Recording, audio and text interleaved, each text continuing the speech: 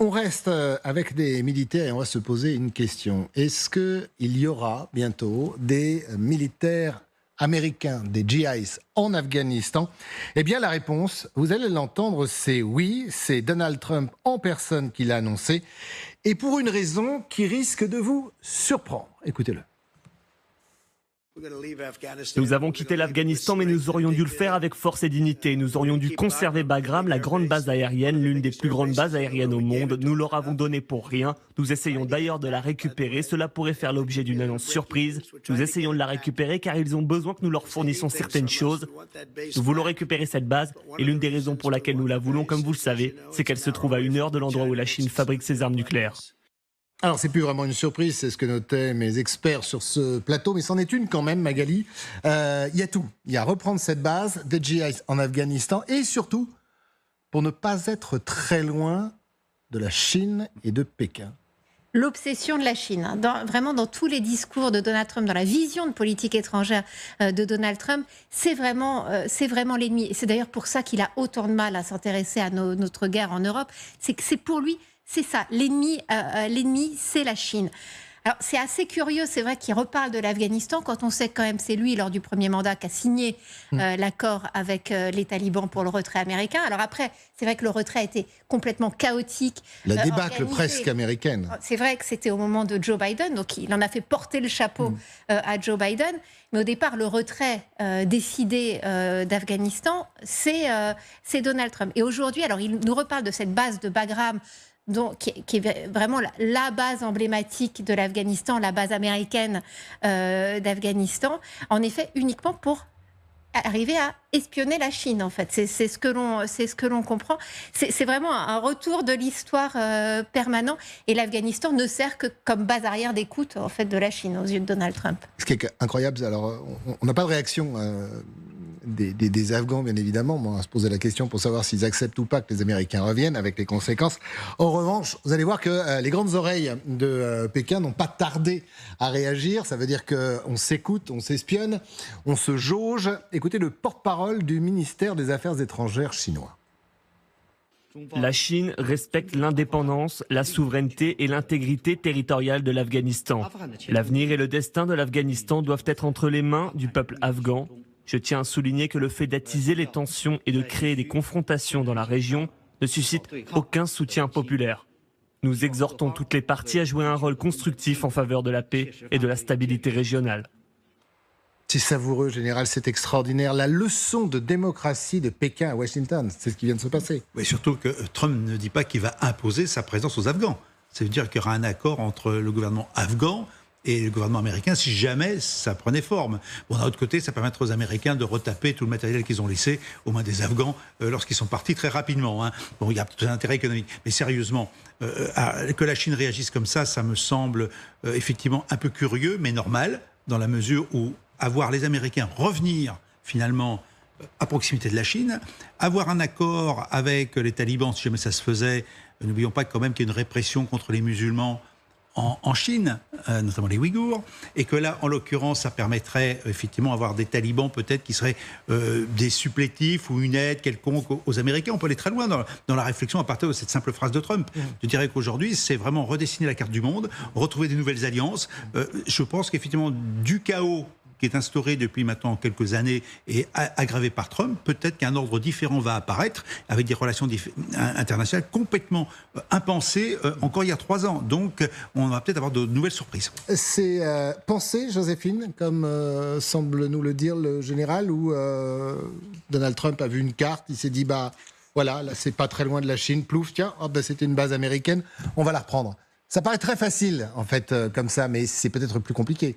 Alors, ça s'est peut-être passé comme ça, effectivement, mais le sous-jacent derrière est beaucoup plus intéressant. Pourquoi ? Parce qu'effectivement, en perdant l'Afghanistan, les Américains, bien sûr, ont perdu cette approche du territoire chinois, mais surtout, ils ont perdu cette région. Ils ont perdu leur présence dans cette région du monde qui a été remplacée par la présence chinoise. Alors, les Chinois ne sont pas en Afghanistan, mais lorsqu'on a vu le grand sommet en Chine il y a quelques semaines où la plupart des dirigeants du monde étaient, on a vu un Xi Jinping qui montrait sa carte du monde, sa vision du monde, le monde selon ses propres valeurs. Et donc pour les États-Unis, mais comme pour nous Européens, pour les Occidentaux, ça va être extrêmement compliqué maintenant, et d'autant plus pour les Américains maintenant qu'ils sont partis et vu les conditions dans lesquelles ils sont partis, de revenir, que ce soit en Afghanistan ou dans d'autres régions du monde qu'ils ont pu délaisser. Donc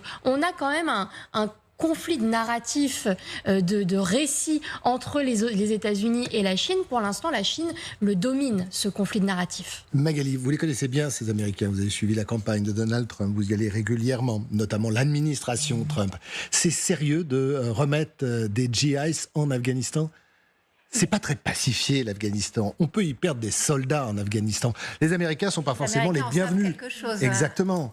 Oui, mais alors, ce qui est intéressant, c'est que ça fait tout à coup dans le jeu, dans les cartes du régime taliban, une carte à monnayer de manière intéressante, parce que voilà un régime qui est au banc de la communauté internationale, qui est complètement enclavé, qui n'a plus de... Reconnu par Moscou, hein, d'ailleurs. Oui, mais enfin... Sorti de la zone terroriste par Moscou. Et qui tout à coup va certainement écouter avec beaucoup d'attention ce que dit Donald Trump, parce que, en effet, ça leur fait peut-être un levier dans une future négociation.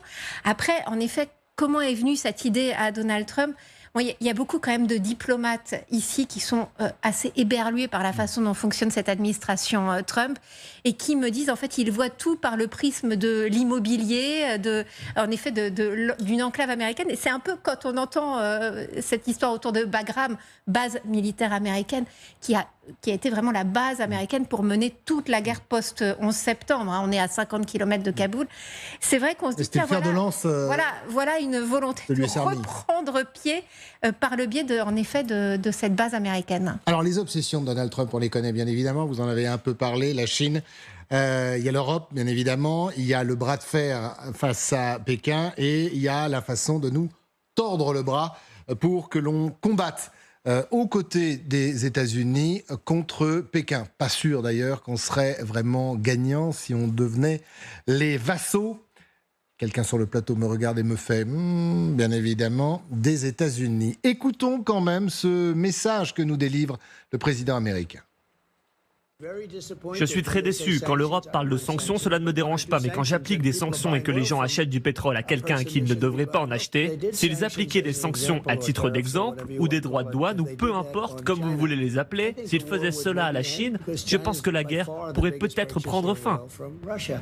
Joséphine, c'est à vous que je faisais référence, qui faisait non, on ne va pas devenir les vassaux des États-Unis dans une guerre face à Pékin.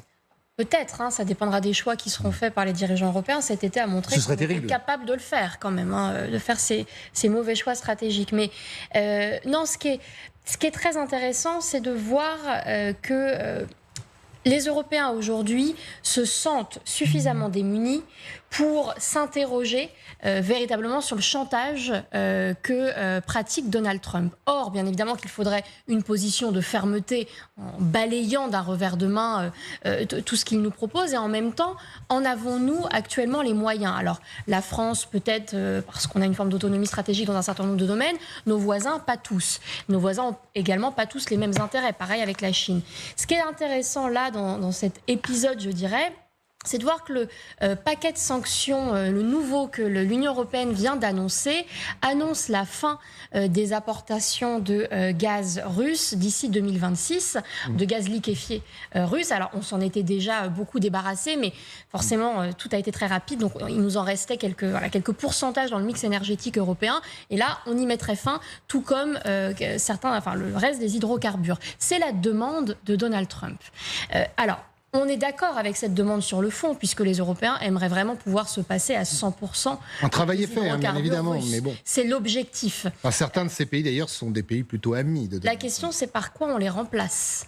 Et là, le marché américain des hydrocarbures et notamment du gaz naturel liquéfié s'offre à nous.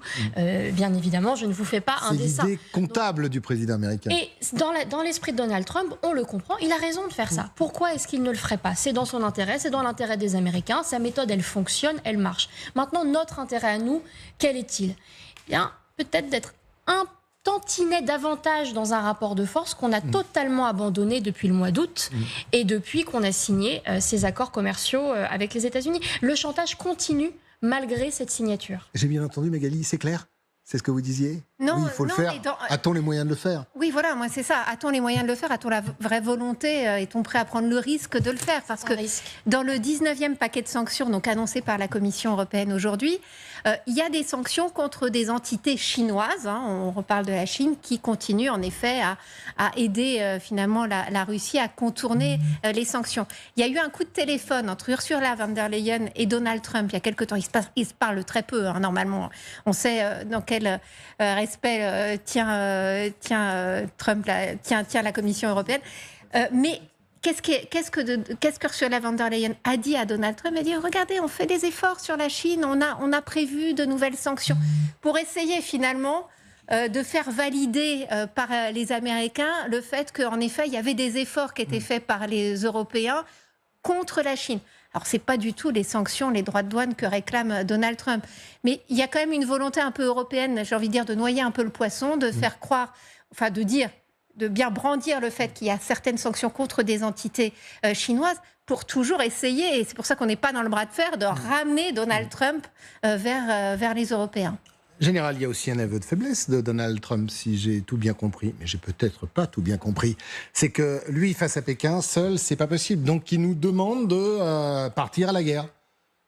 Oui, mais reprenons d'abord ce qu'on évoquait il y a quelques jours d'ailleurs, quand même, ce que Biden avait aussi fait dans l'OTAN, puisqu'il a fait rajouter que nos intérêts étaient aussi contre la Chine. C'était dans le cadre de l'OTAN sous Biden. Donc il y a aussi une continuité présidentielle américaine, il ne faut quand même pas l'oublier. Donc il n'y a pas que Trump dans cette affaire-là. C'est-à-dire que les Américains prennent bien en considération que la Chine, c'est l'ennemi. Maintenant, avec Trump, c'est aller plus loin. C'est-à-dire que la Chine ne peut pas avoir d'amis. Et effectivement, quand on voit même les débats économiques qu'on a en Europe aujourd'hui, par exemple sur les voitures électriques, qui est un vrai sujet, on peut quand même se dire peut-être qu'on aurait intérêt, nous aussi, rien que pour nous, et pas forcément pour aller dans le sens de Trump, de prendre des mesures un peu plus sérieuses pour protéger notre économie. D'être totalement mangé. Voilà, donc finalement, on devrait écouter ce que dit Trump, non pas forcément pour aller à la guerre avec lui, et parce que c'est peut-être notre intérêt aussi de se défendre contre la Chine, mais j'ai quand même l'impression qu'on a largement baissé les bras depuis un certain temps, que Trump nous rappelle quelques éléments, mais qui ne sont pas des éléments fondamentaux. Maintenant, pour la guerre militaire, c'est une question qu'on évoque souvent. Est-ce qu'en cas d'attaque sur Taïwan, est-ce que les Européens ne seront pas concernés d'une manière directe ou indirecte à une participation solidaire avec les États-Unis? En parlant de Taïwan, tout à l'heure, vous m'avez dit que la Chine vient de... Oui, hier, vous aviez un forum à Pékin qui a lieu chaque année où le ministre de la Défense chinois a dit qu'il reprendrait la main de toute façon sur Taïwan à un moment donné. Donc, et quand c'est le ministre de la Défense qui le dit, on peut supposer que ce n'est pas forcément en discutant de la négociation. Ça, ce sera un vrai test, un autre test d'ailleurs pour le président américain.